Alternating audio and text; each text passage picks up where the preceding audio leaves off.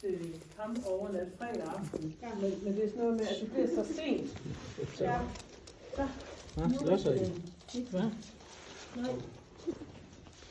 Så var jeg sagde til hende, jamen, altså, hvis det passer bedre weekenden efter, så er det bare sådan, vi gør. Altså, det er lige meget for mig, bare jeg ligesom ved, at jeg har en aftale, der holder, ikke også? Og det har jeg jo ved, at folk de så har betalt. Ja, og det er da helt klart, det kan jeg godt forstå.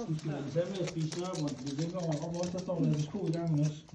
Ja, altså vi har så valgt at fjerne, det er kun Jens Christians træsko, der står. Fordi jeg gad simpelthen ikke at have noget. Dem her, de er blevet meget uldne.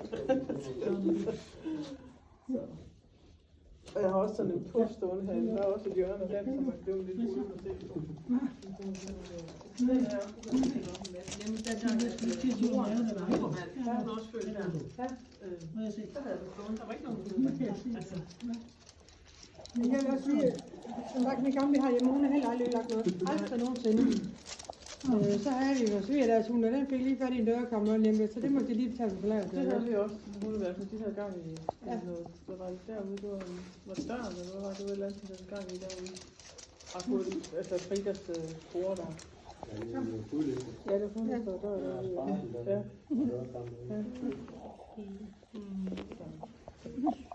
Men altså, vi bruger jo også begge møderne til at gå på jagt. Altså, Ja, det tror jeg ikke. Nej, det var bare, så der er jagt. Det eneste jagt, han skal med, det er, hvis han skal med ud i Voldlåner, altså i lastbilen en tur, så kan han sidde og kigge, hvad der sker. Ja. Vi solgte faktisk en af Frida, eller da Line havde valgt den første gang.